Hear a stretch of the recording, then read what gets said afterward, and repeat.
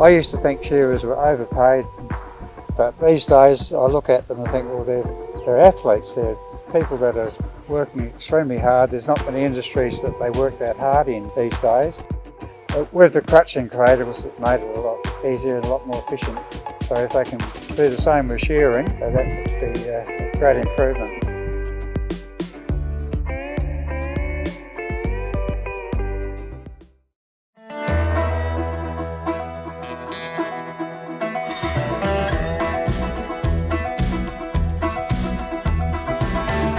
Yeah, look, it all come about working with the fellas from AWI, with Craig French and Henry Ridge and Stephen Fain of how to reduce the catch and drag, and we sort of been thinking about that for a while, and then one day Stephen Fain just rang me up from AWI and said, hey Hainsey, how you out? We have a bit of a go at trying to actually build something so it does reduce the catch and drag. He said, you know, do you want a little project? So I basically put together some of the best guys I know, being Shannon Warnest, two-time world champion, and Paulie Oster, who's obviously a renowned shearer and shearer trainer, and also really good with sheep flow and working dogs, and you know, how to get sheep to run.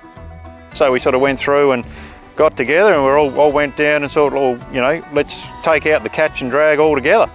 And then Shannon Warnest was standing there scratching his head while we were looking over a race, and he sort of said, well, if we're going to do it, why don't we just make it automatic as well?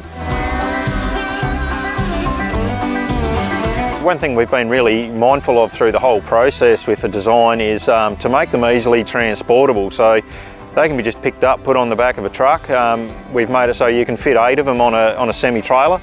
That semi-trailer could just pull up at a brand new shed or an existing shed, and you pick them up off the back with your forks and slide them up the back of the shed, and away you go. You know, you've got an 8-stand shed, and you want a 2-stand, you just buy 2. You know, if you want a 5-stand, well, you just buy 5. They all just link together. So it's going to save a massive amount of time for shed fit outs, you know, without having to build the board and put all the stumps in and all the forcing pans, etc. And plus they can be just pushed to the side of the shed after you've finished with them. So, you know, you've got a whole implement shed there left and ready to use for the rest of the year.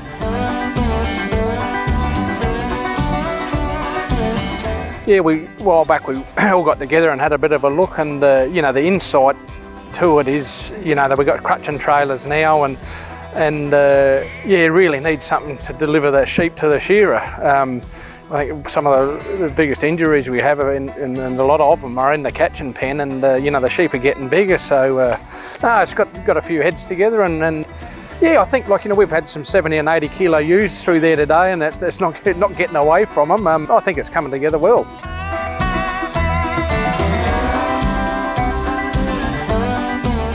Yeah, I mean, we can drop that sheep right where we want it now at the push of a button. So yeah, if we can reduce 75% of the injuries which are caused from the catch and drag in our industry, well, you know, it's got to be a great thing for the industry. Yeah, it's pretty impressive what we're seeing today. It's just that the thing is, the sheep are getting bigger all the time, and it's just makes it so hard for the shearers. Every year they're just getting bigger sheep. With the crutching cradles, it's made it a lot easier and a lot more efficient. So if they can do the same with shearing, that would be a great improvement.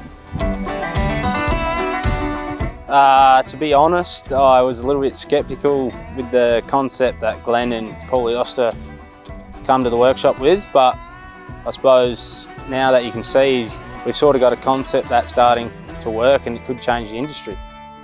It was a little bit of a teaser at the start, but I suppose that's engineering and inventing. I suppose you sort of don't know things until you try them, and when you find out what works, it's like a breakthrough and you can move to the next step.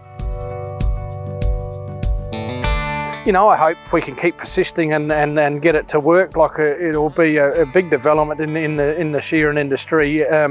Also, you know, for the people's bodies as well. Like, you know, dragging those big sheep out, it hadn't done me any good over the years. I think first it's going to improve our industry by reducing the load on an individual. One of my favourite sayings is, there's one of you and a lot of sheep. My involvement really revolved around as a professional shearer and as a regional shearer trainer, looking from the outside in, coming up against probably our biggest hurdle is our catch and delivery of sheep. We've been trying to create a foundation for entry-level shearers to have a platform to be able to work within their down tube, enhancing their positioning and getting more accuracy with their entry. What I wanted to sort of contribute is what I see out in the field and look at how we can really create a system to get a delivery of the sheep much more easier and effectively, and at the end of the day reducing injury and still enhance productivity.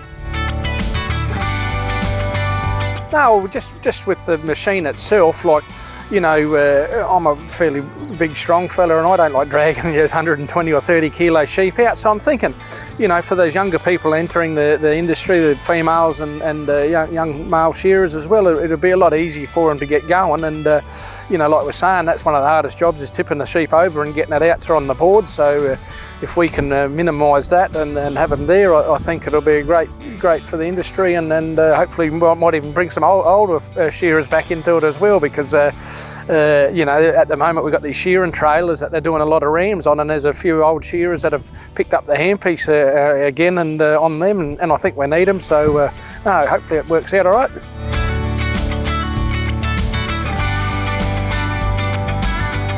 We're really hoping now that, you know, we sort of get a bit of interest from the farmers and a lot of shearers, and sort of be open-minded about it and have a look, and you know, hopefully we'll see how it goes. Looked pretty good, didn't it, Bob? Yeah, I think it's got a lot going for it.